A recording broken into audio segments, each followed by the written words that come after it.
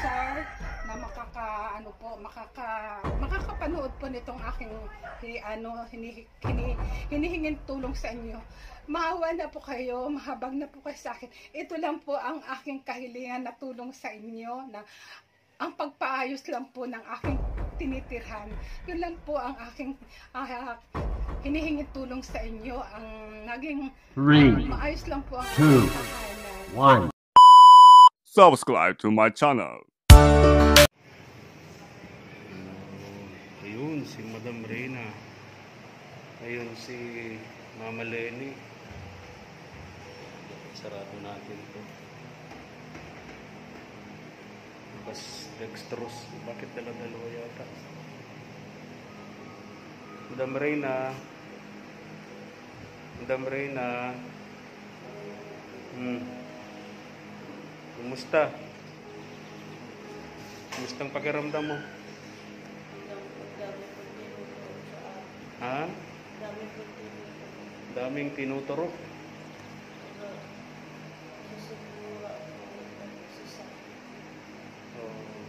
Dinadaing kasi nito ni Madam Reyna yung sobrang sakit ng ulo, sakit ng tiyan, at pagsusuka. Ha?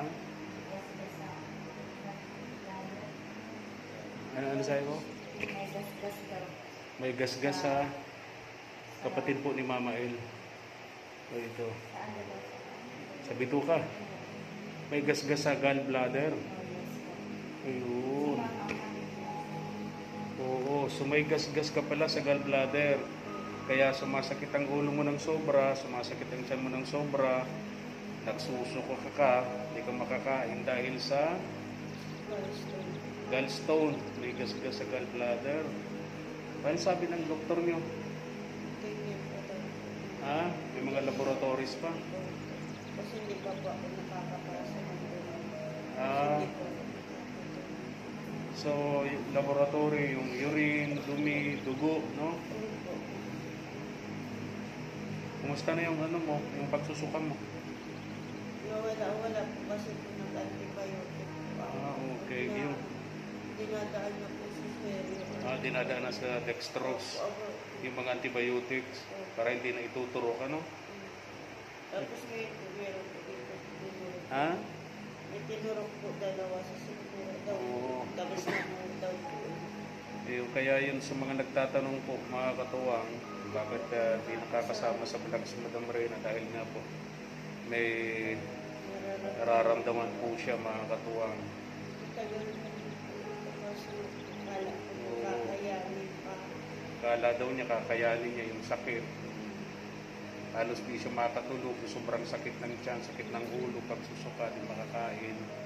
At least ngayon, yung tawag dyan, may unti-unti nang nalalaman yung gallbladder, gallstone, no? Pagaling ka, ha? Nakakakain ka na. Opo, nakakain na po ako. Hindi ko po nararamdaman, hindi pa ako nasiguro kasi nga po sa antibiotic. Oo. Yung po yung nagiging para wala akong maramdaman. Pagaling ka, ha? Ang pagkain mo rito. Ano lang po? Saging lang. Puro tinapay lang. Saging lang po sa mga biskuit. Ito yung kinakain ng Madam Reyna, saging, biscuits. Yun, tinapay. Okay daw ba yan, sabi ng doktor? Yung mga pagkain na yan? Dito po, hindi namin siya kaya. Oo. Ito naman si Mama Lenny. Kumusta kayo, Malene? Oh. Ha? Daming nakalagay, oh. Ito mga katuwang. Mama ito ni Mama El. Lola po ni BG Kim. Si Mama Lenny. Anong request? Anong doktor? May request po yan ng CT scan CT scan. sa tiyan. Para CT scan sa tiyan? Oo, para maano po. Parang ultrasound. Tapos na po siya nun. May nakita siya sa ultrasound na possibility na mayroon siyang bato sa left and right. Oo. Tapos, para masigurado daw po, CT scan para masigurado nga. Kaya magdasal na negative, positive, kailangan opera. Oh, mabigat-bigat. Kasi yun yung nakita ko sa ultrasound. Mabigat-bigat pala ang problema nito ni Mama Lenny. Yung bago yan ang talagang yan. So, sa dami. Operation doon ang kailangan. Kailangan ng pagka nag-positive doon sa CT scan, pag nakita doon sa tiyan, Operation lang. kailangan ng operahan.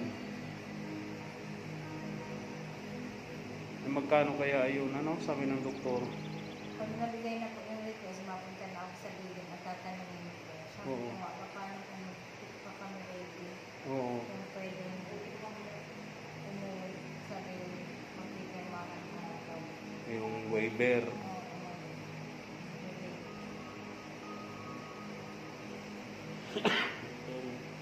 Problem. Asap. Yung dinadaing nito ni Mama Lenny, sakit din ang tiyan eh, no? Sakit ng tiyan, nagsusuka, sakit din ang ulo. Halos pareho nito ni Madam Reyna. Eh halos magkasabay po silang dinala dito sa ospital. Naaga lang yata ng konting ilang oras si Mama Lenny. Sumunod na itong si Madam Reyna. At hindi na nga kinakaya nito ang sakit.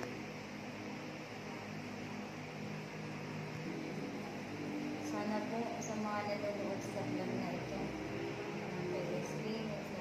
sana po ipagdasal niyo po si Madam Reyna at saka po si Mama. Humingi po kami ng healing prayer niyo para mag-negative po yung gagawin CT scan na hindi na may sumakitaan ng bato sa latingan center po. Para hindi na po magkaroon ng operation. Medyo Malaki-laking gastusa. gastusan. Hindi na nga po namin alam kung paano pa ito lalabas dito. Ay ang mga bill dito ay pinaka-mababa ay 50. Tatlong araw, 4 na araw yata. Ay hindi pa, kailangan pa daw pag sinitiskan, another 24 hours ang result. Hindi mag-stay pa ng 24 hours. Sobrang laki na, yung naglabas na dyan sa kabila. 3 days lang, 50K na. 3 days, 50,000 agad, no? Ganun talaga sa private. Hindi naman tayo pwede dun sa government hospital. Wala kasi kung Siksikan, walang doktor, walang gamot. Tsaka Sa dami ng pasyente, punuan talaga. pinipilit lang talaga yung ano. Kung meron ng occupied na yung mga pasilyo. Nasa lobby na lang, nasa pasilyo na lang sila. Waiting ka pa. Sobrang init. Grabe. Kaya instead na gumaling yung pasyente, baka Kaya lalala. nadadali. Kasi pag minabulan ng high blood sa stress. Tama, oo. Sige, alis na rin ako ha. Pupuntahan ko naman si JM. Kasi kahapon naman, dinala din sa doktor si Kaagapay JM, mga katuwang. At nabubulol po yung salita, kaya hindi niya alam kung kailan siya makapagbalik sa vlog. Kasi nga po yung kanyang salita bulol.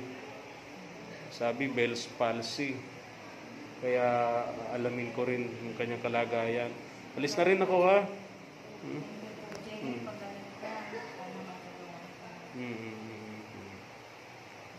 Good morning. Isang mainit at mapagpalang araw po sa ating lahat, mga katuwang. Ngayong umaga, pupuntahan po natin si Nanay Myrna, mga katuwang. And hindi niya magugustuhan yung ating babalita sa kanya kasi kanyang pinapangarap na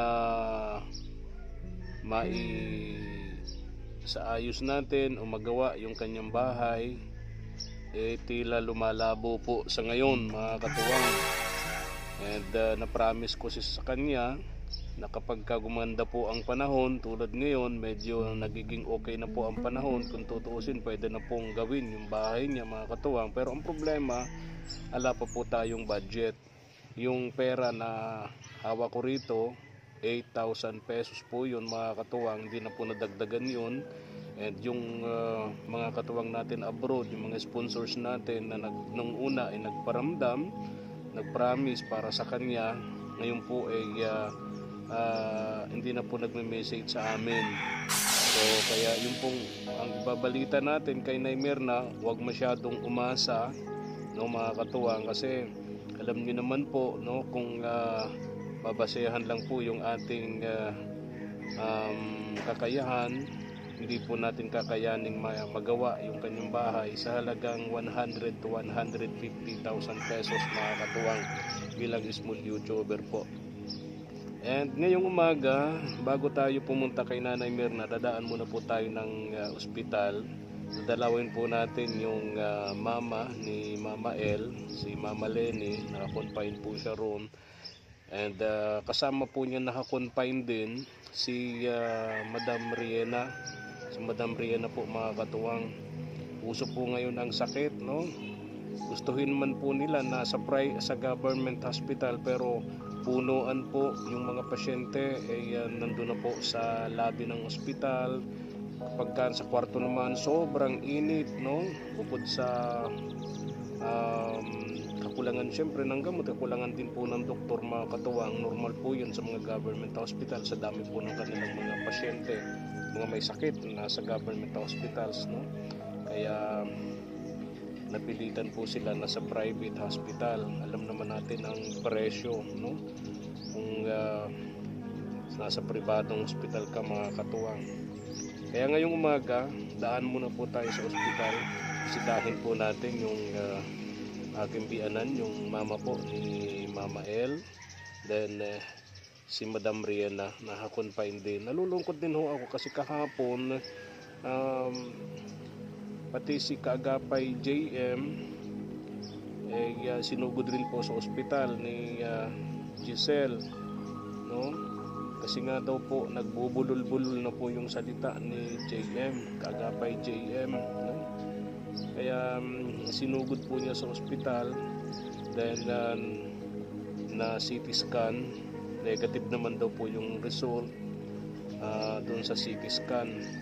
Sabi daw po ng doktor, baka yun daw po ay Bell's palsy, no? At kailangan din po syempre ng gamutan, no? Para makabalik yung normal na pagsasalita ni Kaagapay JM. Kaya medyo madami po ng problema ngayon, mga katuwang, no? Pasensya na po kayo, talagang mabigat to. Tara, samahan niyo po ako, mga katuwang.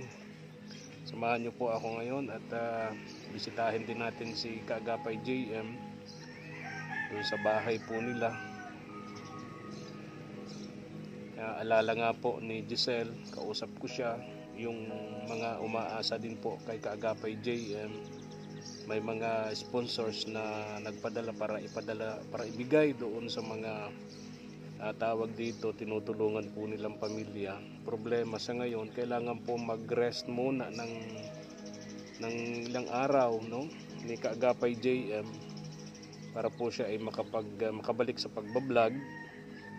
Then, kasi problema niya yung pagsasalita niya, nabubulol po, mga katuwang. Tara, tuwang sa bahay ni na Giselle and JM, Kaagapay JM. Sarado yung pinto, katukan natin. Ayan si Giselle. Kumusta ka, Neng? Ayos lang po. Kumusta kayo kahapon? Ano nga po, ang nangyari nga po ay si JM po kasi nung nang pagising niya po ng umaga, yung niya po, pagsalita niya po iba. Nagulol. Akala ko po nagbibiro lang kasi po pag yung ngipin niya po pag ay sira, wala po pag siyang pustis. Kaya naka-face mask lagi. Opo. Tapos sabi ko po ay akala ko po nagbibiro lang, hindi hinahayaan ko po. Tapos nung gabi po, nung Sunday, nagtaka po ako kasi simula po alas 6 ng gabi hanggang umaga po, kahapon ng umaga, nagsisinok siya. Hindi nagtitigil ang sinok po. Tapos tawag dyan yung niya po, kahit tulog siya, nagsisinok pa rin siya. Hindi nagtataka na po ako. Para research po ako, sabi nga, baka daw may barado yung mga nerves, ganyan. Kasi dapat daw po ang sinok, wag daw lalagpas ng 3 hours. 12 hours na po siyang sinisinok. Sinabihan ko nga po siya na dadali ng ospital kahapon. Ayaw niya pong magpadalang ospital. Pilit ko lang po talaga siya magtawid yun, tapos pinapilit na lang din po ng papa ko para makapunta ko. Na-CT scan naman daw, negative naman. Opo, yun na nga po tinatanong ko man po siya kahapon, sabi ko, ano nararamdaman mo? Pero yung linggo po ba ng hapon, tinanong ko siya kung ano nararamdaman niya, sabi niya masakit ang ulo niya.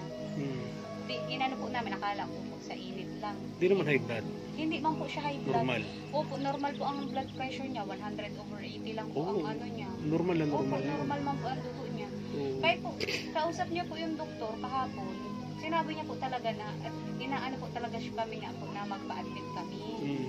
Siyempre, ito po siguro, iniisip yung gastos Bayaran. ko. Sabi ko sa kanya, kung kailangan talagang i-admit ko, ipapa-admit ko po. Pero sabi ko po nga po doon sa nurse kahapon, kilala ko man po yan, kapag hindi po yan kaya niyan, hindi po yan masabi na hindi siya mapa-hospital. Sabi ko po, ipapasitiskan na lang po para makita kung may May barado po na damage. ugat po, Oo. kung may damage po. Naman po, dyan, ayos man po. Buti nga po kahapon. Anong oras na po kami natapos kahapon? Kaya nga Simula habang po alas 8 hanggang alas 3 na po kami nakauwi. Kasi yung CT scan po pala, dito ginagawa. Pero ang result po pala, sa Naga. sabi po sa Manila, Oo, binabato po nila sa Manila. tagal pala talaga. Tapos naghintay po kami ng mga nasa 3 oras po bago po maglabas yung Yung resulta. yung result. At least salamat sa Diyos, naging negative naman, Opo, Giselle. yun nga po. Kung hindi po yun nag-negative, ipapa-admit ko po talaga siya. Dito po, nandito po si JM po sa kwarto. Ayaw po makapunta sa labas kasi po, naluha po yung mata niya sa unit. Ganon. Opo, naluha. Nandito man po, nasa kwarto po. Nalayan ko lang po at na-depress po ng konti at iniisip niya po yung mga iba-vlog niya. Meron po kasi siyang pang-vlog po. Kaya sarayuhin niyo po kasi siya po. Minessage ko na po sila kasi sila Tita Cora din po. Tapos kay Ma'am Delia po na madi-delay po yung So, po. Kakaramdam siya ng Opo, na-stress siya. Opo, nahihiya po kasi hindi niya daw po iniisip niya po yung mga yung commitment niya Opo, dun sa mga sponsors. Sabi ko po, kung hindi man po niya kaya, kung mapapasama po kasi Pahinga mainit muna. po eh. Mainit. Yan po, mild Bell's palsy po yung sa kanya. Kapag hindi nga po naagapan. Buti na agapan. Opo. Pero ang problema nga, hindi siya severe makakabalik po. agad-agad sa pagbabalik kasi nga nabubulol siya. Opo, hindi din yun nga po. Hindi po siya may intindihan din sa sinasabi niya. Oo. Na maiintindihan man po kaso pag mabilis na po ang salita niya, hindi na parang nagagarad ng gano'n na po yung niya. Oo, talagang. Hindi, pag tinignan po yung picture niya, parang po okay lang. Oo. Pero pag Salita kinausap na. niya po, tapos pag nagingiti po siya, natawa, ngiwi po talaga. Ganun ba? Tara, tingnan natin. Yung mga anak-anakan na. Ha? Oo. Anong nangyari sa'yo, JM? Ha? Tinan mo po, ayan po baga, ngiwi po. Oo. Oo. Hindi, ang masasabi ko lang hindi kunting diet Dobling diet mo, gawin mo. Gusto. Alam mo, yung stroke, yung mga ganyang sakit, hindi lang yan para sa mga bata. Hindi lang para sa matatanda. Kaya kahit mga bata ngayon, nai-stroke na dahil sa pagkain. Kaya nga. Tapos po pati siya, hindi pa po baga din yan masyadong nag-exercise na kasi Kaya nga, meron po baga siyang asthma man din. oo. Kaya po ang gawa po namin, lang po. Sabi, kanina nga po, nagbili po kami ng na tawag dyan isda. Umaga pa man po. Ginawa ko po, quick pa lakad-lakad ko po siya. Kaya, oo. Lakad-lakad. Wag na kayo muna sa mga sa mga dilata, Mas sa pag mga nagmamadali pagkain. na. Oo. Kasi karne, tanggalin muna. Part ng diet yun. Gulay, Isda lang prutas, po isda. O kumusta pakiramdam mo ngayon? Jayan. Okay lang po. Ha? Okay lang naman po. Pero halata ko nga, no? Halata po. Kasi po ito niya po, maga. Oo nga. Maga po yung ilong niya. Tapos yung sa mata niya po, maga din. Oo. Tapos pag magngiti ka, pag nangiti siya, hindi siya pantay. Kaya nga. Ito, normal po yan. Oo. Na ganun. Tapos yun. Dahil na pong umaga, ang ginawa ko po sa kanya, pinapa-exercise ko siya. Simula po sa facial po, Oo. tapos yung mata niya po ganun-ganun. Tapos Oo. smile po. Ganun. Pasensya na po sa mga sponsor, sa mga nag-usap ng sale. Hindi na po mga pag-vlog. Pasensya na po. Papagaling naman na po ako. Nahirapan siya magsalita. Hindi lang po. Wala ka, hindi mo nararamdaman. JM, wala naman. Tinatanong ko po yan lagi. Tapos minsan, kagabi nga po, nagtakot po ako at nalakas ko ang hilik niya. Oh. Tapos pag ganun po, ginigising ko po, sabi ko, ano, may nararamdaman ka na, ano ka, wala man daw po. Kaya ano, yun nga lang po talagang pagsalita niya. Yun sa sinukman po, ngayon, nag-ano na po siya, Wala na. nagtigil na po po. Hindi ka na Nakainom- nagsisinok. Hindi na po siya nagsisinok. May mga resitang gamot naman. Marami po yung ano, marami po yung gamot sa kanya po. Apat na ano po, klase po. Tapos Oo. may sa ugat po, may sa sinok. Tapos inatake din po kasi siya ng acid. Ano po yun. Gusto ko din po pala magpaabot po ng pasasalamat po kula Tita Cora po at kay Tito Clem po. Kasi po nagbigay po sila ng pandagdag po sa pagpapagamot po ni JM. Uy, Kasi maraming salamat po. Opo, salamat po Ma'am talaga Cora, kasi. Sir Ernesto. Opo. Kasi po ano po, nang tawag dyan ng, yun nga po, kasi kahapon po, nag-chat po talaga ako dun sa mga sponsors po ni JM na mapipending niya po ng vlog. Kaya po, nagpaabot po ng tulong sila Tita Cora at Tito Clem po. Maraming salamat po Tita and Tito po. Maraming salamat po sa mga sponsor po ni JM na sumusuporta. Maraming salamat din po at maraming salamat din po sa inyong pangunawa. Pero po ano po, nantay dyan ang papahingahingan lang po namin si JM. Pero pwede pa naman po mag-vlog kasi kaya niya naman po mag-drive. Pag okay na po siya. Kahit ako na lang po din ang Ikaw na lang ang Oo, magdadala ako na lang po ang magdadala sa vlogging sa niyo. vlogging po. Maraming salamat po sa walang sawang pagsuporta niyo po sa kanya. Maraming salamat po. Maraming salamat po dito sa Cora at Kuya Ernesto. Maraming salamat po. Sige, pahinga ka muna ha. Pahinga muna, ano? Opo, tayo. Sobrang init ngayon, delikado rin yan, ha? O sige, alis na rin ako, ha? Sabi ko, promise ko na umaga, priority kong puntahan kayo para makita ko ng personal na kalagayan ng JM, no? Ayaw nga po niya Papa, sabihin ko sa inyo kahapon. Sabi ko, baka man po magtampo sa akin si Papa pag hindi ko sinabi na ang Siyempre. ganyan na ang nangyayari sa iyo at Oo. magulang mo man po Tama, yun. tama. Kaya chat ko po talaga kahapon. Tama yun, tama yun. Si JM kasi, ito yung anak ko na pagka may problema, ayaw niyang sasabihin sa akin. Sinusulo lang niya. Hindi siya yung mahilig magsusumbong-sumbong. Hindi niya ugali yun. Sige na Ning ha. O JM, ingat ka ha. O pagaling, bawas kanin ha, bawas kain. Bawas kain. Kanina nag-breakfast mo ba siya? Mas maganda kung ano siya, sa gabi, oatmeal kayo. Opo, may Tapos oatmeal. umaga, oatmeal. Okay na yon. Bawas kanin, alam mo, karamihan sa atin ang kakasakit dahil sa pagkain din. Hindi maingat sa pagkain. Ano? O sige na, alis na ako ha. JM, pagaling ka. Giselle, salamat ha.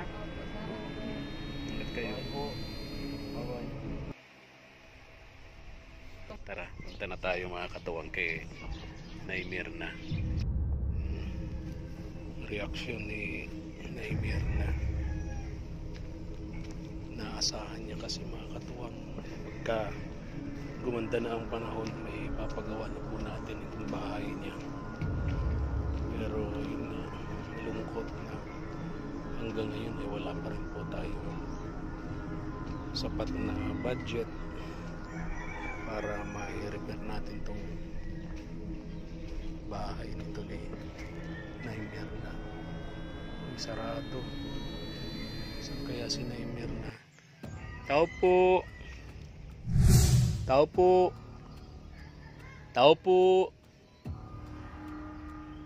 Mag-aalas 12. Saan kaya ito si Naimirna? Tao po! Naimirna! Wala. Tao po! Naimirna! Parang wala si Naimirna. Pero wala namang kandado eh. May nakakalang lang na pako. Sabihin nasa labas siya. Pero malapit lang yun kasi hindi nakakandado yung bahay dito ni Naimirna eh. Naghahanap ng pananghalian pang-ulam si Naimirna. Kasi bahay ni Naimirna, yung mga haligi, ano na to eh, putol-putol na eh, ng anay. Kaya ito, tagilid na eh. Tagilid na yung bahay niya kaya nag-aalala na rin to. Yung likod nito, wasak-wasak na. Oh. Ayan. Ayan. Ngayon yung dingding ng kwarto ni Nanay Mirna. Manipis na. Kumikibo na. Dito na. Buti pa dumaan ako doon kasi pagdaan ko kadyo doon, akala ko, ay sige Nanay Mirna, akala ko sarado yung church nila. Salamat Ate Elsa ha. Nahanap nito si Nanay Mirna ni Ate Elsa. Mamaya usap tayo, nako. Oo.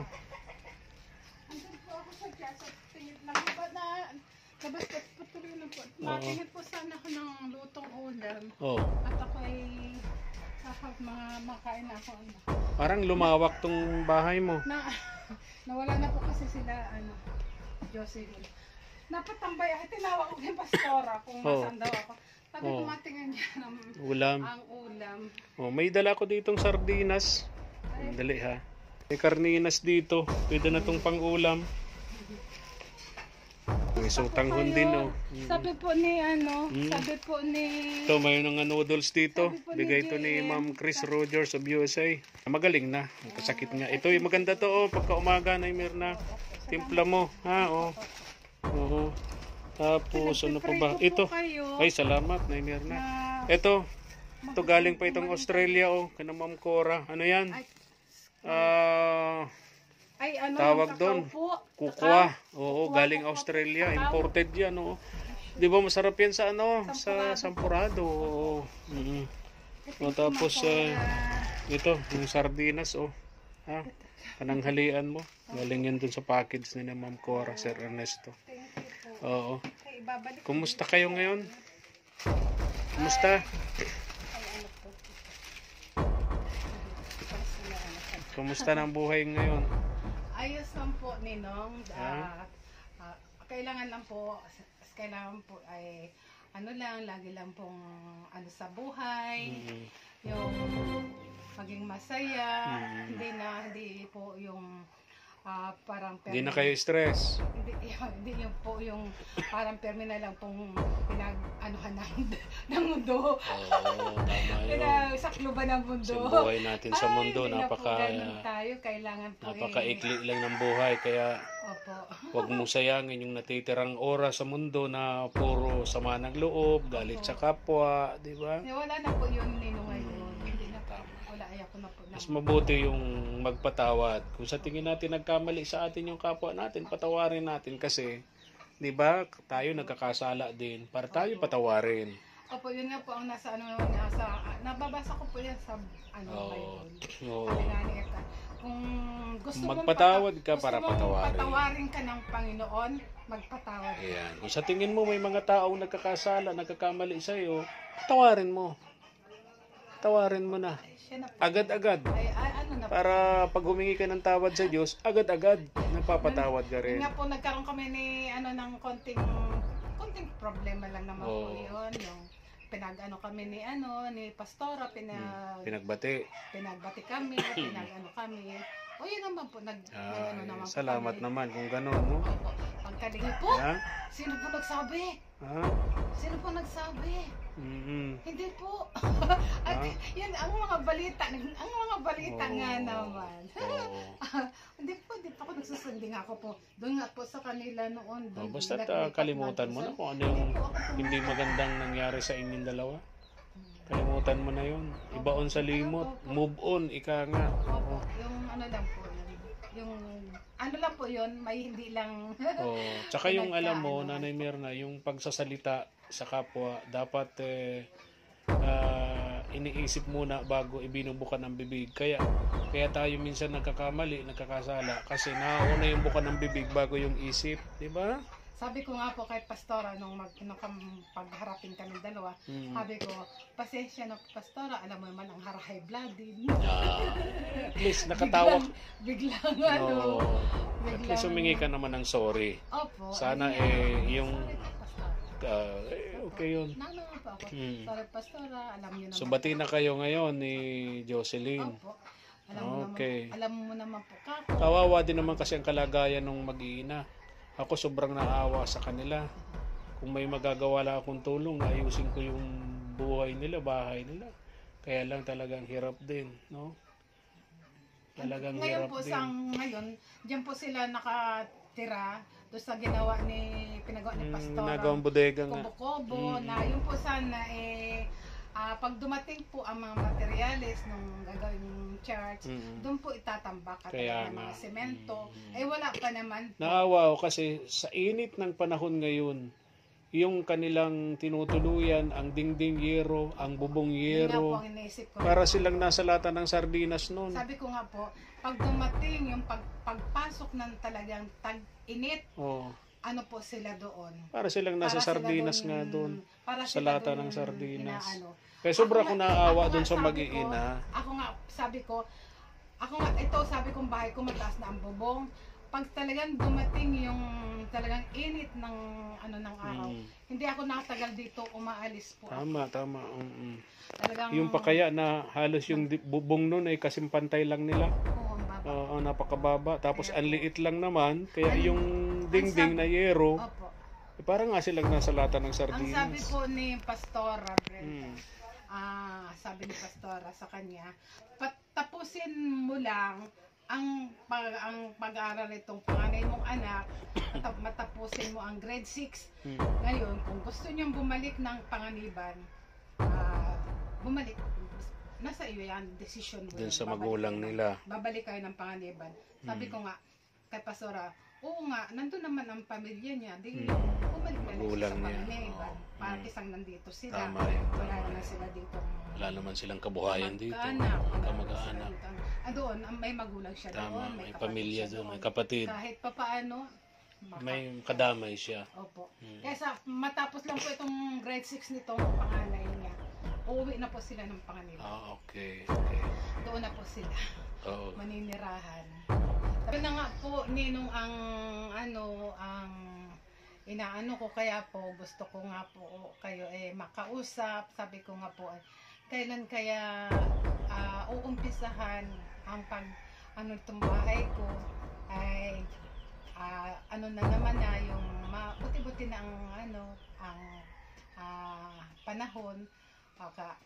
Sabi ko baka pwede naman ang Ninong, ang likod ng pinagparaanuhan ko na lang ng sako. Yung pong diningdingan ko na lang ng mga sako, yung likod. Tapos ito nga pong CR, dito sa loob, dinindingan ko din po ng mga sako, kasi po baka kako may pumasok na hayop. Hindi po ako nag-aano ko sa tao, hayop po, baka may pumasok na hayop. Yan po. May mga dingding na po yan. Ginawan ko na lang po. Galing na ako dyan, tinignan ko. Ginawan ko po ng paraan. Tinignan ko yan, talagang sira-sira na yung dingding. Nilagyan ko ng diyan para hindi po. Kaya may butas na po kasi. manipis na kasi yung plywood, no? Tapos yung pong likod. Bakbak na. Opo, yung likod talagang Oo. talaga pong Walang silbi na yung dingding doon. Galing ako doon, tinignan ko. Tinignan ko yung likod. Oh.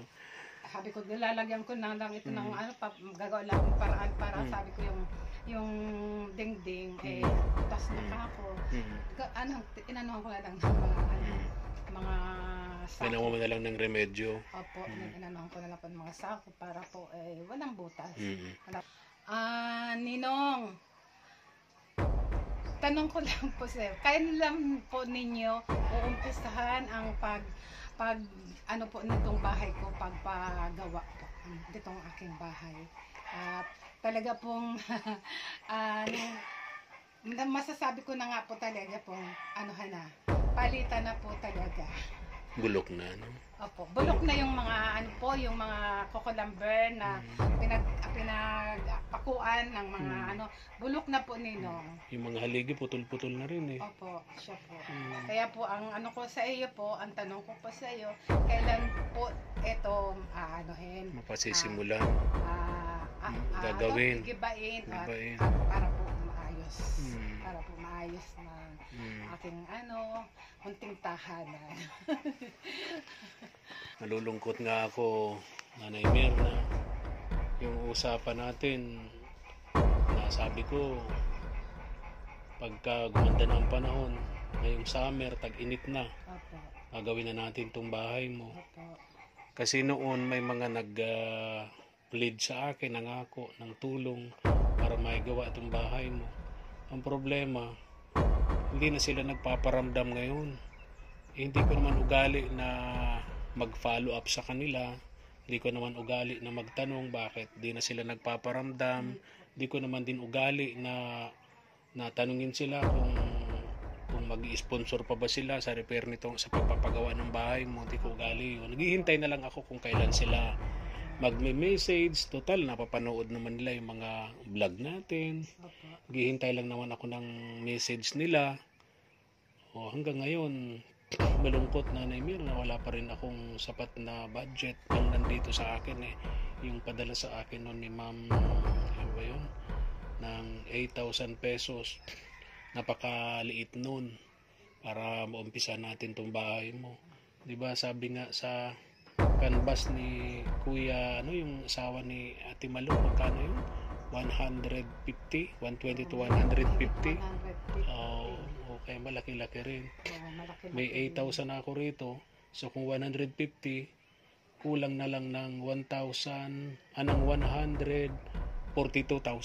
Alam, pinag-pray ko nga po kay Lord.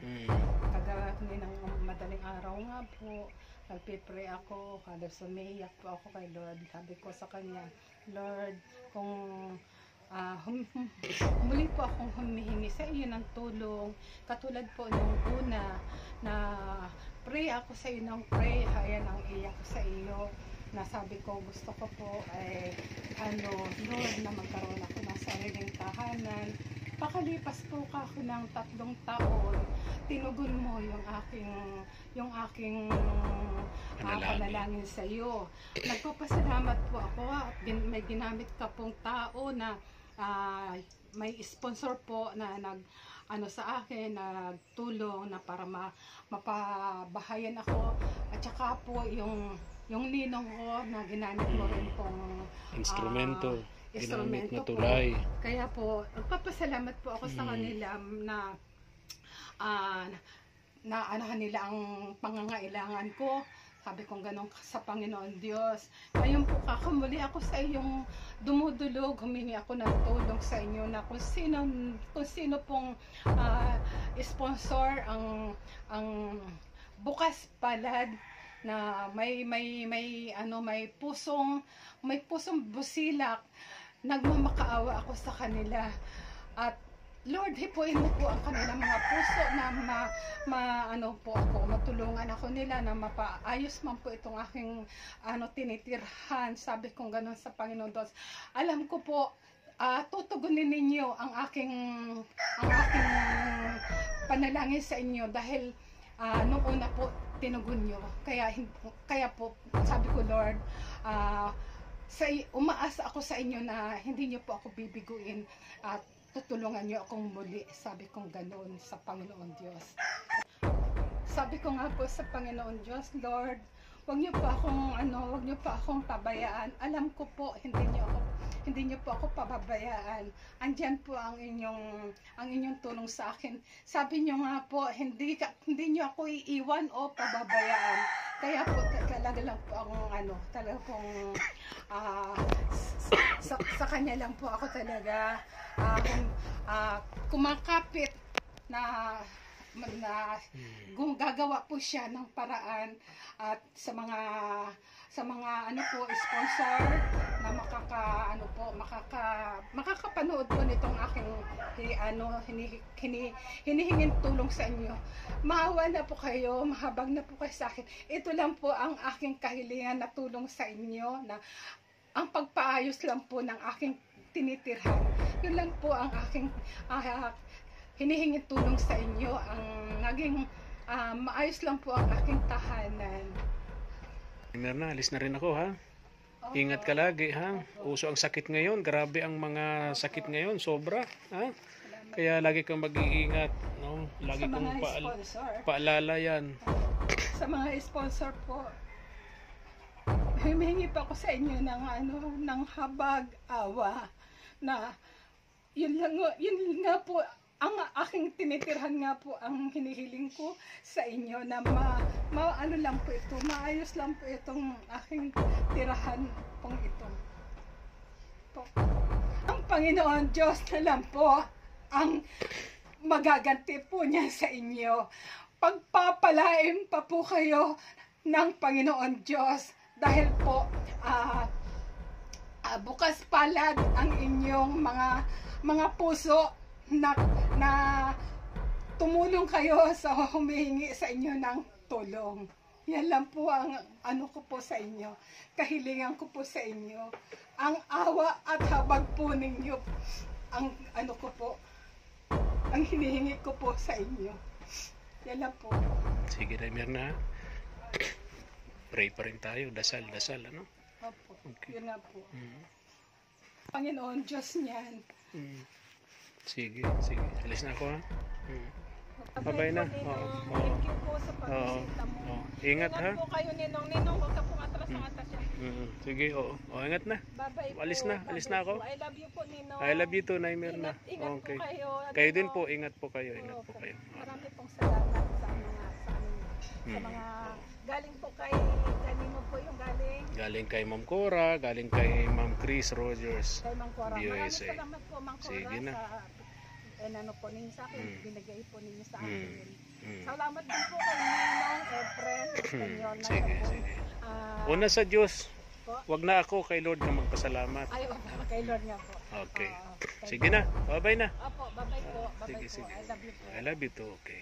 Ingat po kayo. Okay. Sa pag- Thank you for watching.